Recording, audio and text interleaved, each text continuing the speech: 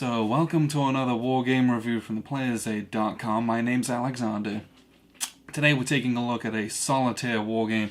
And this one has been around for a good number of years. I think it's 7 years old as I'm recording this. It came out in 2013.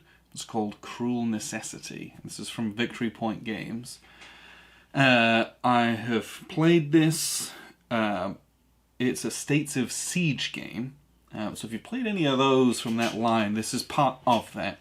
And that'll give you an idea of the core mechanics of it. But it's a game about the English Civil Wars from 1640 to 1655, I think? 1653? 53. Designed by John Welch. Now, I'm recording this middle of 2020. And there is a second edition announced with the new owners of Victory Point Games, which I'm glad to see because there was a time when Victory Point Games was first purchased from Alan Emmerich, and where the war games were going to go was, up in the air. But they've announced second edition of this bad boy. They're going to put it in a more standard box, not the old Victory Point Games pizza box, and revamp it and hopefully, get like a full map. This is 2 cards that you can put together. We'll see what they do with it. There's not really any details or any time on that. They say it's a 2020 game, but it's now middle of August, so we'll see. But it is a very enjoyable game. I had a very good time with this. It is still available on the second-hand market. So let's go through kind of what this game is. So you play as the Puritan Protestant parliamentarians, 3Ps, great. So you're you have a parliament, you have a government that's in control, and you're being assaulted on all sides by, there's a couple of different royalist armies. There's the Irish Catholics that have formed an army to try and take you down as well. And then you've got the Scottish, more of a political nation. They're coming down from the north and helping out, just because they're generally speaking anti-English. So you're being beset on all sides by enemies. You also have a number of religious and political kind of tracks that you're trying to keep as high as possible. So you're spinning plates there, trying to fend away enemies, and then every so often you'll have these kind of more key battles that you do play out in a very simplistic way on a little tactical board, which is very fun. So the other States of Siege games that I've played Zulus on the Ramparts, Ottoman Sunset, Habsburg Eclipse, and Dawn of the Zeds. I think those are the ones. Grant has Mound Builders as well. He's played that one. But those first 3 are the little small, it's half the size of this, little small things. You just fire off a couple tracks, and you take 1 action each time. Those are very tight games that can topple very quickly. This is a bit bigger, a bit meatier, there's more to it. You have more actions, but there's also more stuff to kind of fend off and to try and build up. But there's more cards. It's an interesting piece of history, and generally you get a bit of a more meaty experience. This game, whilst it doesn't take a long time, if you want to take your time, you can. It's an hour and a half, 2 hours. Whereas some of the States of Siege games, I can lose those in 25 minutes, like very easily.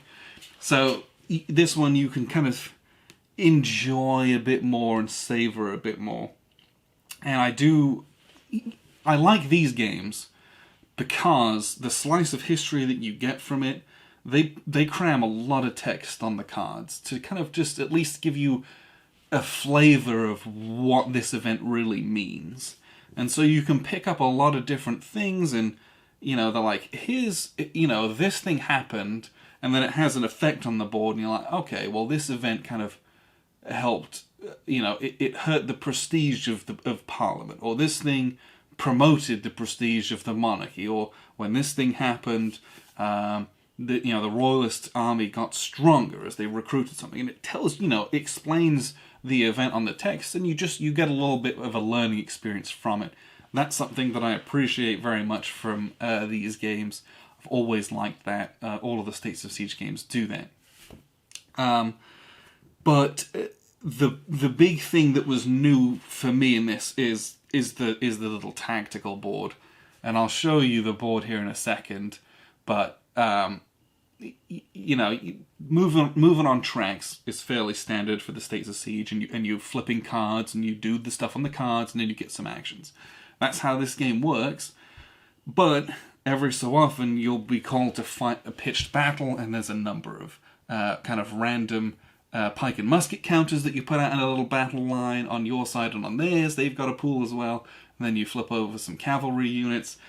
And so then you've got these starting values on those. And then for each of these kind of, you know, for the right flank of cavalry, you know, I might have a 5 and they might have a 4. Then we also roll a d6 and add that, and then whoever's got the higher total may or may not win. It's that kind of thing. So you just kind of go down this line and you kind of fight this combat, and then depending on if you win, you might disorder or weaken their army units. You might, if you win, you know, if you have like a decisive win and you get a lot of guys in the victory section, there's some other cool benefits that you can pick up.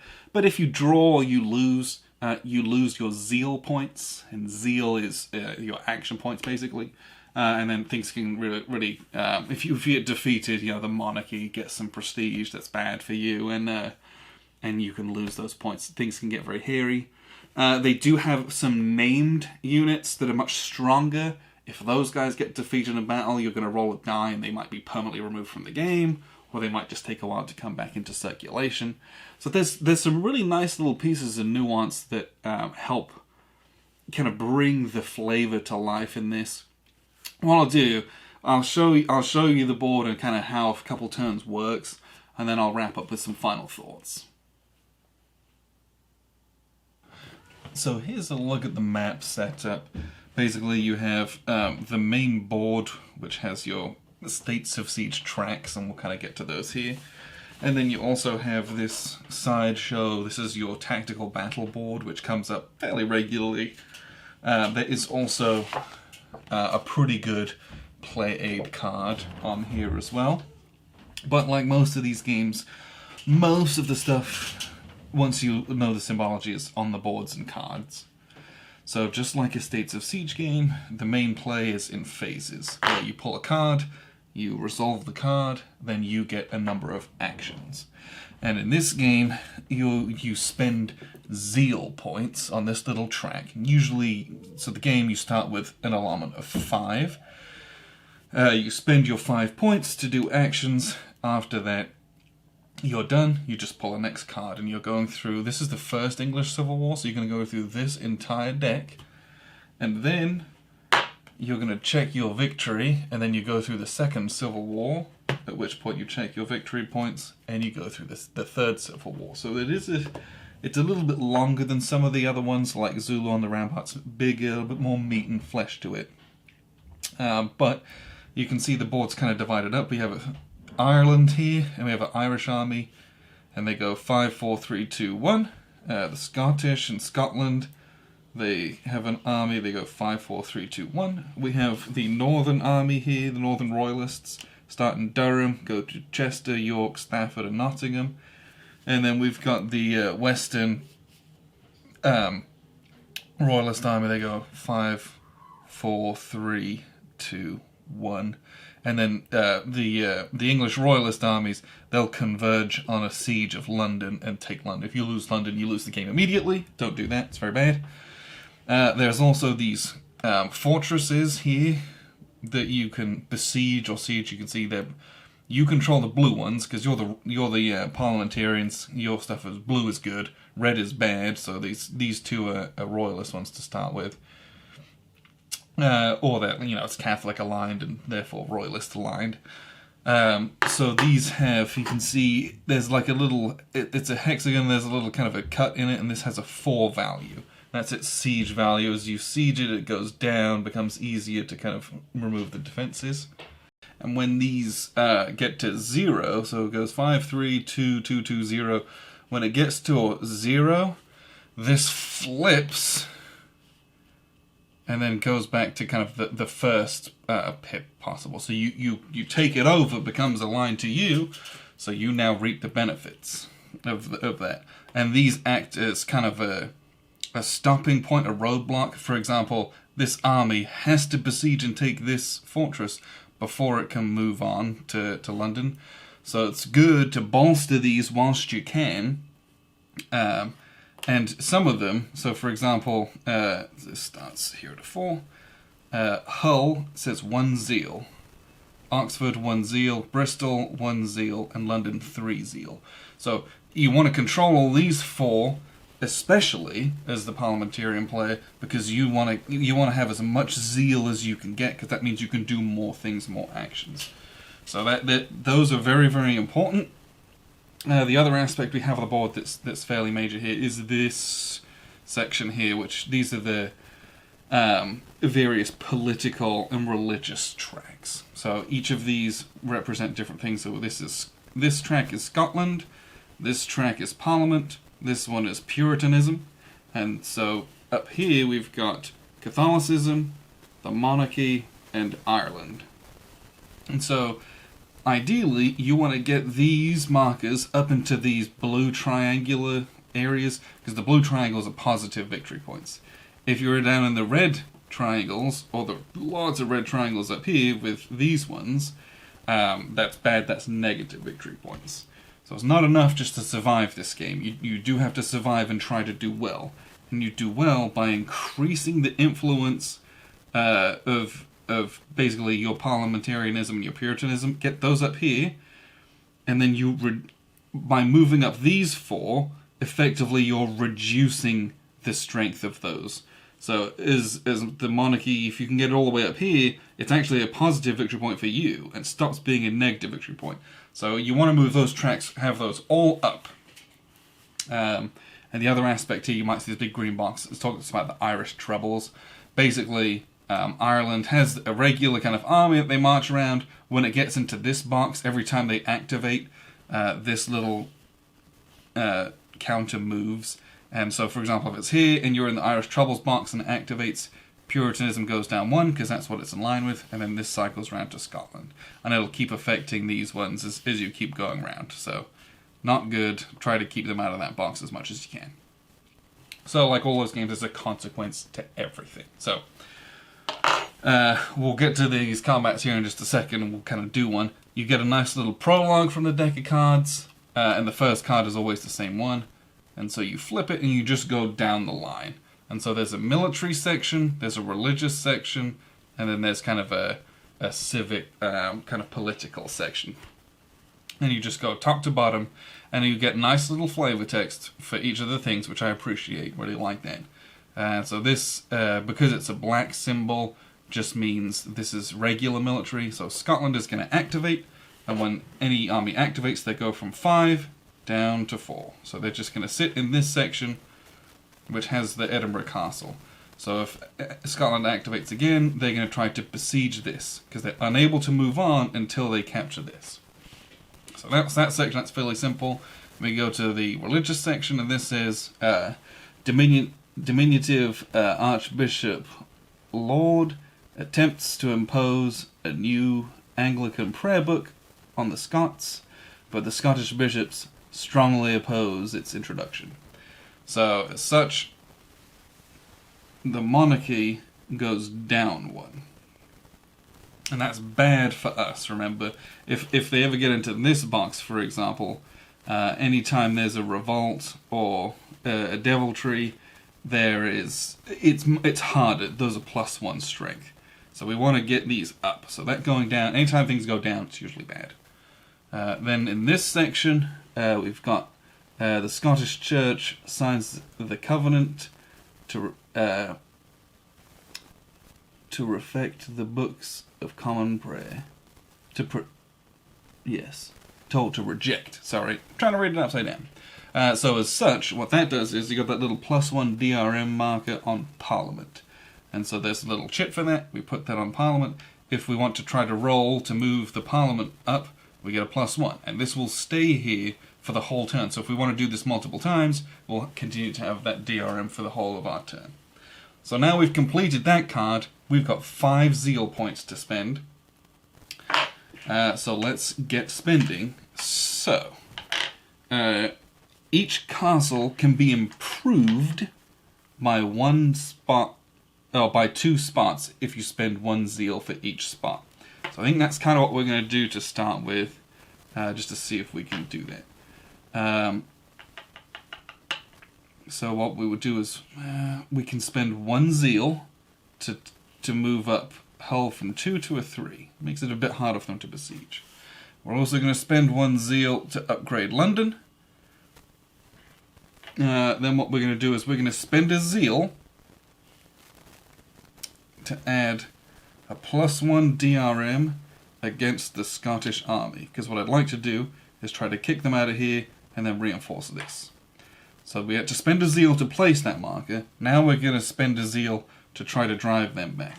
So we roll our dice, and I rolled a 4, which +1 is a 5. That's great. All you need to do is exceed 3. Equals doesn't do anything. So we push that back into the Highlands, which is good for us. Technically this stays with that. And then we can spend our last zeal point to up Edinburgh. We'll make it a little bit harder for them to besiege. So that was a fairly successful turn. We didn't really do anything with this, so this is wasted. What happens is this gets removed. We'll put this back in its little holding box. All the temporary markers are removed that you may or may not have placed. And then you gain zeal. So we've got 1, 2, 3, 4, 5. So we go back up to 5 zeal. That's nice, that's what we want. And basically you just go through another turn. So you flip another card. And this one here, we have lots of activations going on. So it's we have, because it's black, we just advance these armies. So Ireland's are going to advance. They go from beyond the Pale down to Munster. Then the Northern Army's going to go from Durham down to Chester. And then the Scots are once again going to move into Edinburgh. Now it says, you can now besiege Oxford. There's 2 cards in this deck that trigger your capacity to besiege this. So we'll probably end up doing a besiege if we can.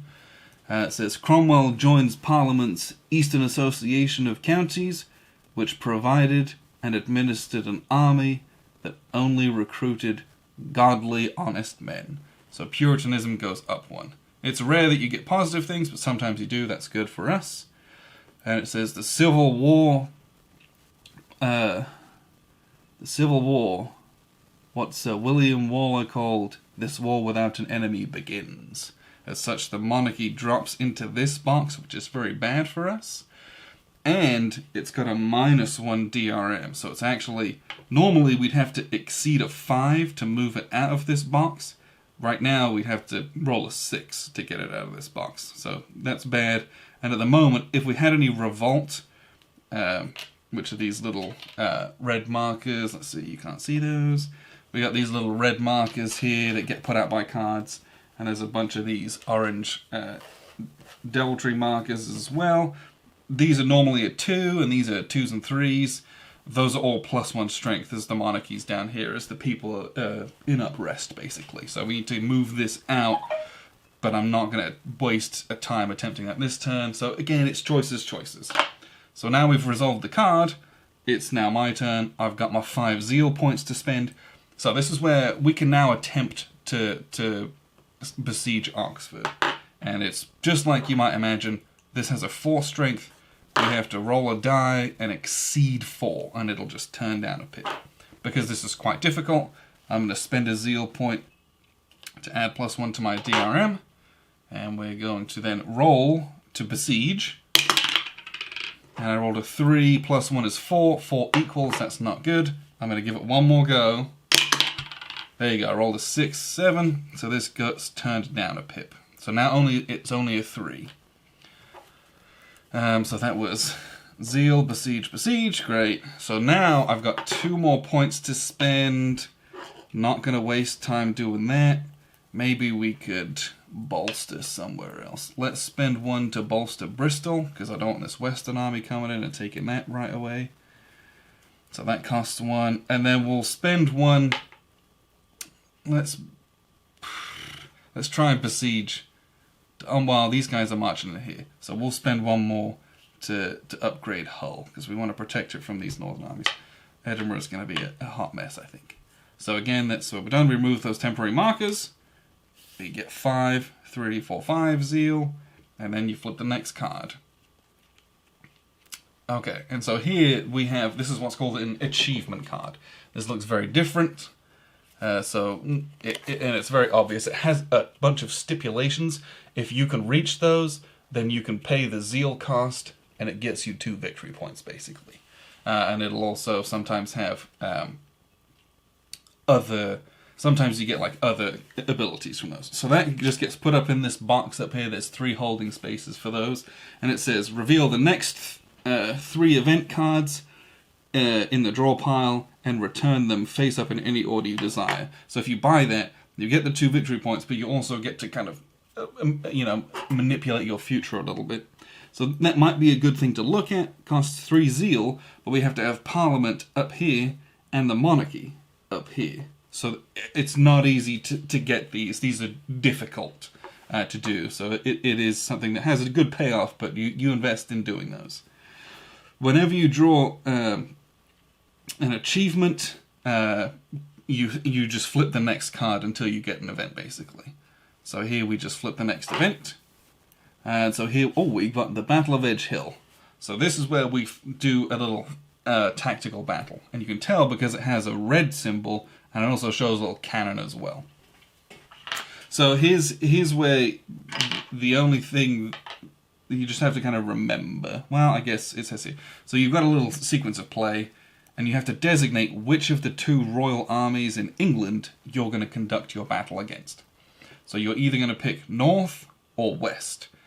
And why that matters is, if you're victorious, that will get flipped to its disordered side, which means it's a lesser value, so it's easier to push back. And B, when these guys activate, the first thing that they'll do is, instead of moving, they have to flip themselves back over. So knowing that, I can see north is going to activate twice, and west is going to only activate once. So west is going to move up here, north would go move in and besiege with their second action. So I'm going to try to attack the north. So let me just put a little red marker here just to remind myself. But we're going to conduct a tactical battle, and hopefully we win and we can disorder the north. So this is where we kind of look over at this portion of the board.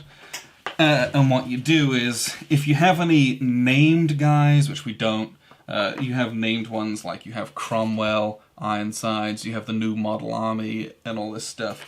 Those come out through event cards, so to start the game with you don't have any. The Royalists do have some. So basically, you just mix these all up, and we're going to pick 2 cavalry that we put on the flank. Same thing with the parliamentarians. 2 of these on the flanks. And then I've got these in cups. This is quite small, and these are big, and you have a lot of them. So we're going to go 1, 2, and you just have 3 and 4. Okay. And then we do the same thing for our side as well. 1, 2, 3, 4. And then once you've drawn all of those, again, if you had named ones, you can just choose them and put them out. And you will want to do that because they're usually good ones. You just flip everything over. So here we've got a Royalist cavalry with a 2 value, and we have a parliamentarian of a 3 value. And this cavalry is a 3, and ours is a 2, so we're kind of at odds there. So we're just going to flip them all over. We've got a 3, and a 2, and a 1, and a 3. This is a pretty pathetic army. 2, 1. Wow, okay, this is not good. 2, 5. Yeah, there you go. And a 5. Oh gosh, we're going to get crushed. Okay. So, you'll know a couple of these, the ones that have 2 on the musket and pike, they say event on them. So we're going to do 2 events. So you just draw from this event deck. So the first event is the Kentish Pressed Men Mutiny. Subtract 1 from the combat values of the strongest parliamentary musket and pike units. Wow, units if there's more than 1 for strongest. Great. So these are our two strongest. They both get -1s. That's absolutely killer. That's very bad. And we draw a second event because we've got two of those. And oh gosh, so we're just going to lose here. Add +2 to the combat value of the weakest Royalist cavalry. So these guys are going to get a +2.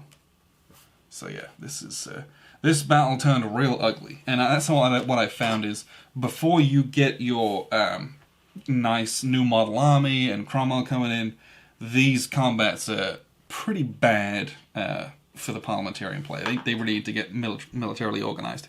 So here we got all this, but then literally what we do is we just roll the dice first, second, third, fourth. So we do the cavalry first. So we have 3 against 4, so we're going to roll opposed dice and add them, of course. So parliamentarians ended up with 4 total, and the royalists ended up with 7 total.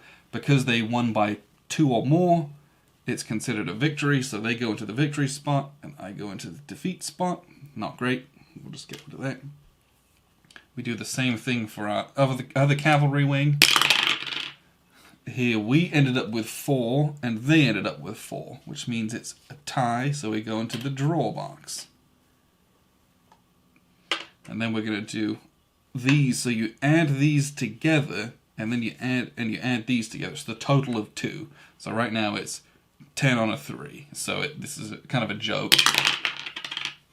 So we ended up with 11 on a 7. They obviously are going to win that. And we're going to lose. And then the last one,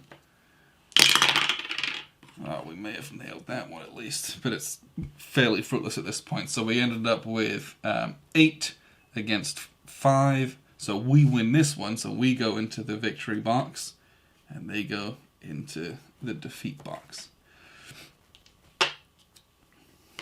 So then you assess where you're at with this, okay? So if you have 3 units in here, then it's a victory. If you have more of your units in this, it's a draw. If you have more of your units in this, so we've got the most units in the defeat, so this is a big loss for us, which is not great. So what happens is we get -1 zeal. Okay, if the majority of your units are here, the outcomes is defeat. The affected army unit gains +1 strength. So we were fighting against the North, but instead of disrupting them, we actually made them stronger, so not great. And we get -1 zeal. Boop. And then the monarchy goes down. They can't go down any further. So that's very bad. And then all of these just go back in their draw cups. And that's it. You fight those little sideshows fairly regularly, especially in the second and third Civil Wars. You get a lot more of those, I felt. But that's a little tactical battle, and it just affects where you're at. Usually bad things happen. And then you go back and you continue to resolve the rest of the cards. So we've got North is going to activate twice, so my worst nightmare. They're going to activate here, and then they're going to roll against this. And when we besiege, we roll once. When they besiege, they roll twice. And they need to roll greater than 3. So we roll, so they succeed, and then they roll again. And it's a 2, so that's a fail, so nothing else happens with that. Then the West activates, they're just going to move into Devon. And then we've got a Catholic event, so Catholicism going to drop down into the 4 box. And then we've got, does that say Parliament's getting the +1 again? And now we've got 4 zeal to spend. And so this is where you just start to despair as things kind of get out of control. What we'll do is we'll try to get Catholicism up here, which we fail miserably at, and that's how my games go typically. What we'll do is we will spend 1 to go bump up Dorset, Bristol, and then we're going to spend 1 more to besiege Dublin, which we successfully do, so that goes down here. And that's it. Then it's their turn again. So that's how the game plays. You just go on and on. You go through this whole deck, then you go through this deck, and then you go through this deck. The games once you get going, the games don't last long. It's hour and a half, 2 hours at most if you really want to take your time. But some of the turns get very quick towards the end of the game. If you lose Hull and Bristol, you don't have as much zeal to spend. And you roll a couple dice and try to affect some things. But that's the game. What I'll do is I'll wrap up with a few final thoughts. So that's a look at the map and how the game works. It's both mechanically fairly simple. I think the rules were what? I mean, the actual rules that I ever used, 13 pages. And the rules are quite dense. There's a lot on there, but there's a lot of diagrams and different color coding and stuff. But I think I read the rules once, I referred to them a couple times, and then everything is on the board. You don't need the rules after a certain point. They cease to become something that you'll refer to regularly. So I like that a solitaire game can do that. I don't have my head in a book. I will just be playing it. And even from my first play, after the first probably 10 or 15 cards, once I'd seen every single symbol a couple times, boom, you've got it and you just roll. The combats are fun. It's a neat little thing, and I don't know what it is about me, but I like the visuals of battle lines and having your musket and pike lines and the cavalry wings. I've always liked games that have those visuals. I've got Great Battles of History has that kind of thing. With it or on it from Hollenspiel has that kind of thing. There's something about it's maintaining a formation whilst engaging in sometimes melee combat, even in the 1600s. I mean, it was so hardly any amount of time ago that we were stabbing each other's spears, basically. Just so different from what we live in now. But you get a little flavour of that, and it's more opportunities when you're flipping all those or rolling those dice. It's more opportunities to have to pull your hair out as things go catastrophically wrong.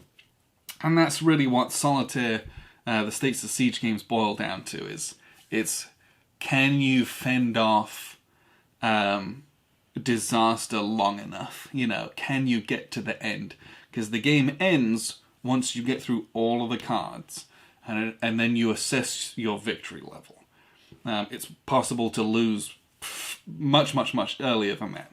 You can lose the game outright. If London falls, you're just done. You literally have been crushed and there's nothing left for you. But it's possible, and this is what happened to me, I got through to the end of the game, which I was like, oh yes, in every other game you win, basically. I got through to the end of the game, got through all the cards, and I still lost, because I had such a heavy negative victory point score, basically. So this is a game where it's not just about survival. You have to go out and win. You have to crush the enemies, you have to keep them pinned back, and you have to basically destroy the ideas of monarchy and Catholicism, and you have to keep Ireland and Scotland at bay, doing their own thing. And then, it's not just about you have to promote the ideas of Puritanism and parliamentarianism, you have to basically take control of all of the fortresses and maintain them. At which point, if you can do all those things and get some of these really, really expensive achievements, then you might be into some like very, very good scoring positions. Might like win the game. From what I've heard from people, this is a punishing game. It's very hard to win. It's very hard to even score anything reasonable. It's very easy to have negative victory points. It's very, very rare that I was able to get into positive numbers at all. But it's still enjoyable. I have a fun time playing it. It's good, partly as a learning tool, and this is a decent way to get a good introduction to this. So from here, I'm going to springboard into something like, I think I've got, do I have King Charles's War somewhere? Yeah. I've got Unhappy King Charles, and I've got some other English Civil War games that I'm going to kind of delve into as a springboard off of this as well. But it's a nice learning experience. I enjoy the tension where you're like flipping the next card and you're like, please don't activate the Irish, because they're in that troubles box and they're going to start hurting your political tracks because you couldn't get them out last time. Things build and snowball. When you're trying to pay attention to, this military aspect, you have to, you have to negate you have to abandon this one over here. And it's just such a fun aspect because every decision's important. And then when you spend your zeal point and you roll that die, and all you needed, was a 3, and you couldn't even roll that. Like, it's just like, pull your hair out. I've never sworn so much playing a game. Just because my luck is terrible with dice. And so I'm just like rolling away, and it's like, all I need to roll is, a 2 or more, or a 3 or more, I'm like, spend 3 zeal point, and I can't do it.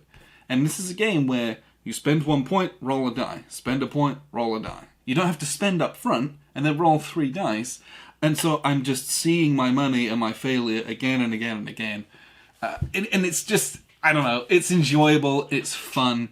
The mechanics is actually fairly light, which is really cool. I like this game because the rules aren't complicated, but the game, I feel like I've got a good amount of stuff to do, and whilst it's not like the meatiest and crunchiest game, it's got more in it than some of the other smaller States of Siege games. Like, I like this a lot more than something like Habsburg Eclipse.